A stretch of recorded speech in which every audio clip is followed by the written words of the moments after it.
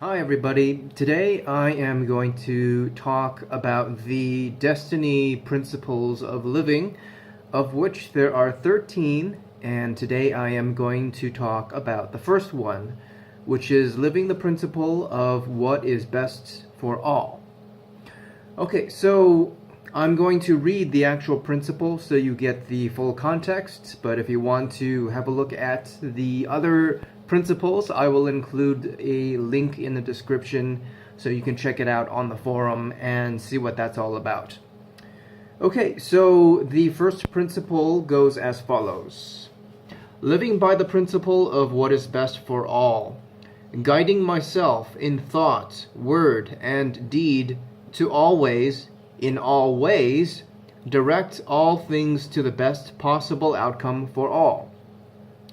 Taking into consideration the effects of my thoughts, words, and deeds on the world around me, the people, plants, animals, and environment, and ensuring that the thoughts, words, and deeds I am living honor the best potential of myself and all of life on earth to the best of my ability. Standing unconditionally in the shoes of all people and all things, and being able to, at the end of the day, say that I have fully considered all within the context of creating the best possible outcome for everyone and everything, that I have honored and considered them in the way that I would like to be honored and considered. So what that means to me can really be better understood if I give you an analogy. And that analogy would be the human body. Now, picture for a moment and consider yourself to be a single cell within a human body. It makes sense. It makes perfect sense, in fact, to when you're part of a single organism to do what is best for all, meaning to do what is best for the entire organism, because that entire organism is you. In that context, doing what's best for all is automatically doing what's best for you. And you wouldn't want to be part of an organism where other parts of you are not doing what's best for all. You wouldn't want to be part of an organism where other parts of you are doing things that cause deliberate harm. You wouldn't want to be a part of an organism where other parts of you are doing things that compromise the health and well-being of the entire organism. It's common sense.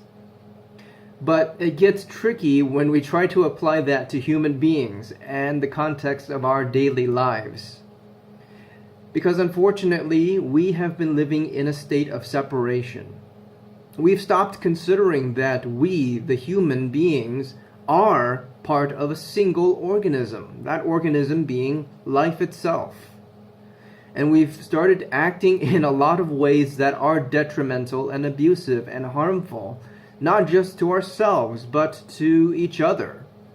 And if we put our behavior and our mindset into that context of if we were one single body, we would be in very bad shape because we don't actually do the things that are best for all.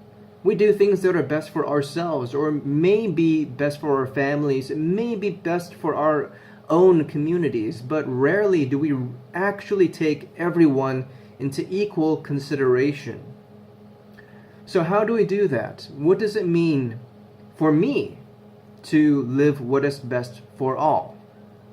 And one of the ways I started to look at this point was you have to be able to put yourself into the shoes of another, just like it says in the principle, being willing to unconditionally stand in the shoes of another as though they were you.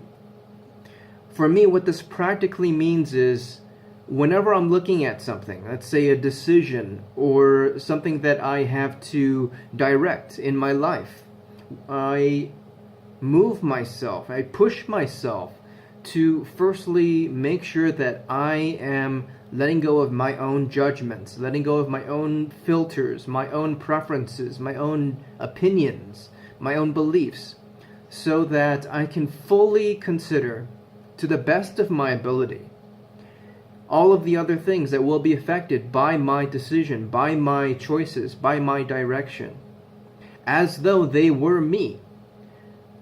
So when I'm looking at, for example, an animal in my life, and I've gotten really close and really attached to this animal, we've developed a deep relationship, and I don't want this animal to leave me.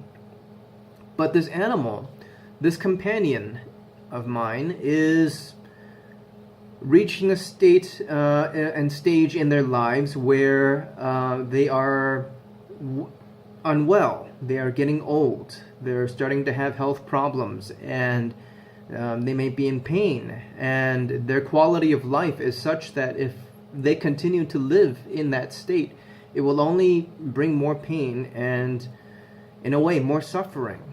So what is best for all in this context would be me putting myself unconditionally in the place of that animal, of that friend of mine, that companion that's been with me, and really assess what would be best for me as that animal. And to realize that what is best sometimes comes into conflict with what we personally want. And to, in those moments, always honor what is best by considering the full context of the other lives that you will affect by your decisions. And in this case, to make that decision to honor the fact that the quality of life for this animal will not improve, and that what is best is to help the animal to pass on, to let go, despite how much that might personally hurt my feelings. Because at the end of it, that was what was best for all. And that, by extension, was what was best for me. Because at the end of it, I can fully say that I took that animal into my full consideration, and I can stand by the fact that I considered fully the consequences. And, despite having to let go of a relationship that I developed with this animal and having to go through a period of mourning, I can still stand absolute and be able and willing to make that very same decision again.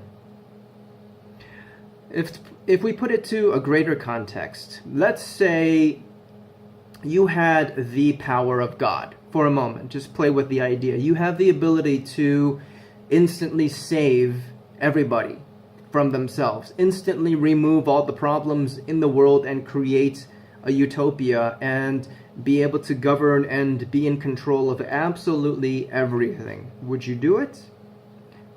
And that's a hard one, because that really tests your self-honesty. That really tests your ability to do what is best for all versus what is best for you personally. Because on the one hand, we all want a better world, but when we try to impose and force other people to behave a certain way, or when we manipulate other people to behave in a certain way, we're not actually creating real, lasting change. What we are in fact doing is setting ourselves up to be God, setting ourselves up to be dictators, and we're making other people basically our slaves. That's not best for all. Because yes, you might be able to be the God and create everything yourself and manage everything and make sure everybody behaves and make sure everybody is getting what they need and everybody's taken care of and nobody ever has bad thoughts or nobody ever questions anything because of you creating this perfect world for them. But that is not what's best for all. That removes freedom from everyone that you would have to subjugate.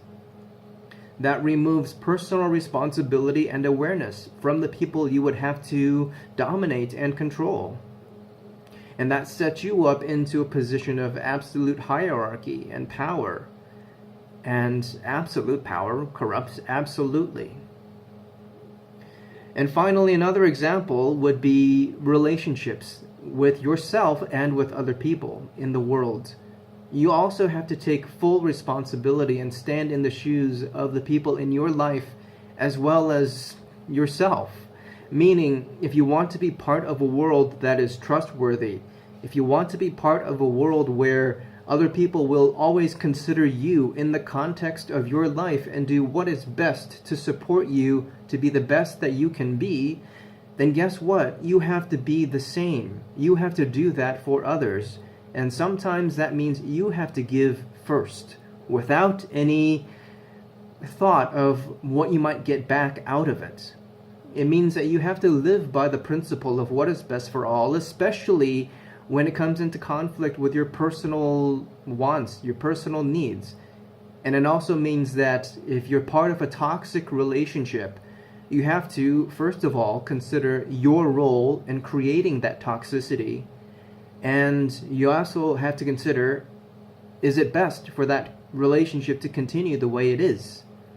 And to be willing to let go of personal attachments and feelings and emotions in order to do what's best also for that other individual who is equally trapped in that toxic relationship with you. So these are the things that I've come to live and apply within my understanding so far of the principle of what is best for all. And I'm sure many of you out there, as you're looking over the principles and watching the videos of people who are sharing their perspectives, will find also other dimensions that are relevant to you. And if you do, please share so that we can learn from each other, because that is also what would be best for all. Okay, that's it for now. Thanks.